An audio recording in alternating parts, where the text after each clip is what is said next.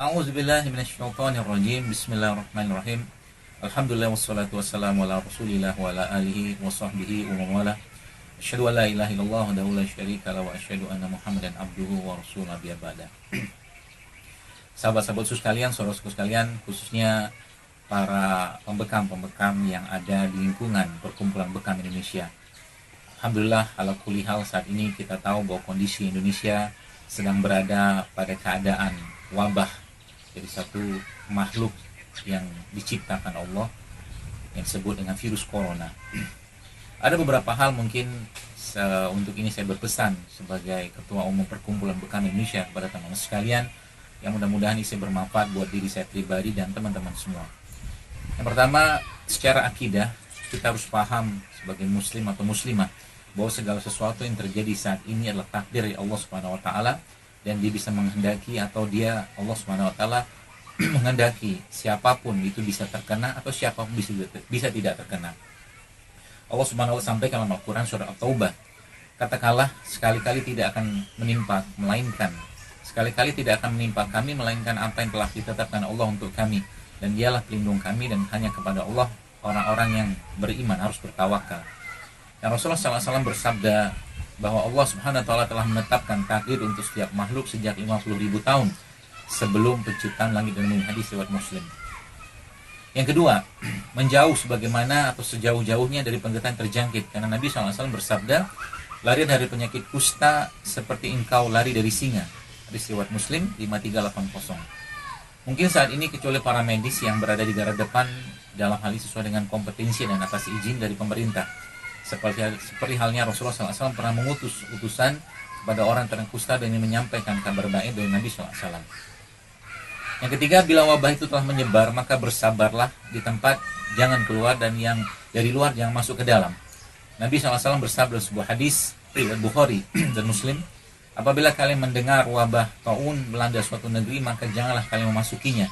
Adapun apabila penyakit itu melanda suatu negeri sedang kalian ada di dalamnya, maka janganlah kalian keluar dari negeri tersebut. Yang keempat, kita perlu berikhtiar, kita perlu berusaha untuk menghindarkan diri kita dari hal-hal yang sifatnya membahayakan kita. Salah satu dalam Tibun Nabawi adalah dengan habatus sauda, kurma ajwa, madu, serta berbekam, yang Nabi SAW memiliki atau menyampaikan dalil khusus tentang ini, yang Nabi SAW sampaikan bahwa sesungguhnya pada habatus sauda terdapat obat untuk segala penyakit kecuali kematian, hadis riwayat Bukhari Muslim. Dan Nabi SAW bersabda lagi dalam sebuah hadis, barang siapa yang makan kurma ajwa di pagi hari sebanyak 7 butir, maka ia tidak akan terkena racun dan sihir pada hari tersebut. Dan berkaitan dengan madu, Allah Subhanahu wa taala sampaikan atau firman dalam Al-Qur'an dalam surat An-Nahl, dan dari perut lebah itu keluar minuman yang bermacam-macam warnanya, di dalamnya terdapat obat yang menyembuhkan bagi manusia, dan sesungguhnya pada yang demikian tersebut benar-benar terdapat tanda bagi orang-orang yang memikirkannya.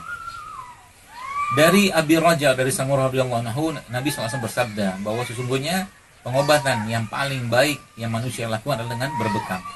Yang kelima, perbanyaklah berdoa, berzikir kepada Allah, dan salah satunya kita minta kepada Allah dengan sebuah doa yang diajarkan oleh Nabi SAW, yaitu Allah, aku berlindung kepadamu dari penyakit kulit, penyakit gila, lepra, dan penyakit yang jelek lainnya.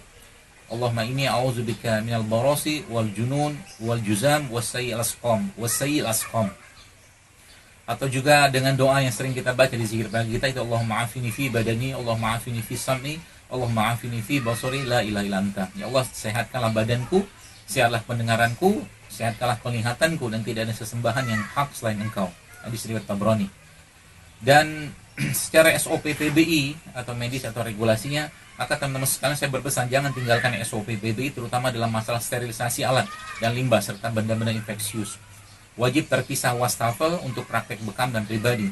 Yang ketiga, selalu menggunakan air mengalir dalam sterilisasi, klorin dan sterilisator sesuai dengan SOP yang kita buat. Yang keempat, wajib menjaga dalam pelaksanaan pemakaian alat perlindungan diri. Yang kelima, berdoa untuk kesembuhan pasien atau klien kita dan perlindungan Allah kepada kita dari penularan wabah. Yang keenam, sinkronisasi dengan medis dan komplementer yang telah terbukti secara klinis, ilmiah, biomedis, dan biokultural. Yang ketujuh, hindarkan sementara membekam penyakit-penyakit yang menular melalui darah dan cairan tubuh.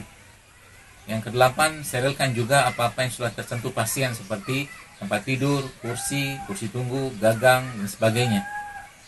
Kemudian yang kesembilan, menjaga kebersihan ruang praktek bekam dari apa-apa yang dapat menjadi faktor media penyakit. Yang kesepuluh, sediakan selalu alkohol dan sabun cair dengan antiseptik untuk minimal telapak dan punggung tangan baik klien maupun terapis. Yang ke-11, jangan tinggalkan wudhu dan dipandu dengan pembasuhan telapak tangan setiap hendak membekam. Yang ke-12, hindarkan sementara membekam pasien dengan keluhan batuk-batuk, demam, flu, dan pilek sesuai dengan instruksi Yankesrat untuk diberikan arahan pemeriksaan ke puskesmas setempat. Yang ke-13, apapun jenis sakitnya, jangan tinggalkan diagnosa dan pemeriksaan vital lainnya sebagai SOP yang berlaku baik pada hatra, nakes, ataupun pada kedokteran konvensional. Yang ke-14, pastikan alat-alat media pendukung bekam semuanya steril dan tidak expired. Yang ke-15, bekamlah pada titik-titik sunnah dan titik meningkatkan imunitas tubuh dengan membangkitkan interleukin 6 dan makrofa dari bekam itu sendiri yang telah menjadi sebuah penelitian ilmiah dari pakar bekam di PBI. Dan seterusnya, teman-teman sekalian, saudara-saudara sekalian, para pembekam di rumah PBI, malah kita mengilmu kita sebagai seorang muslim atau muslimah yang berilmu dan beriman. Dan mari jaga kesehatan kita pribadi dan masyarakat, umat Islam, kita masyarakat Indonesia secara umum dengan dakwah bekam ini yang sunnah, yang menjunjung tinggi iman, tawakal, dakwah dan ilmu kita. Mudah-mudahan pesan ini bermanfaat dan semoga Allah jauhkan negeri kita ini dari segala macam penyakit-penyakit berbahaya, dari wabah, dari bencana apapun bentuknya, dan semoga Allah ampuni segala macam kesalahan kita di negeri ini yang membuat Allah menimbulkan atau memberikan bencana atau azab pada kita semua. Allahumma na'udzubillah min zalik. Demikian mungkin pesan saya kepada saudara-saudara pembekam di lingkungan PBI. Assalamualaikum warahmatullahi wabarakatuh.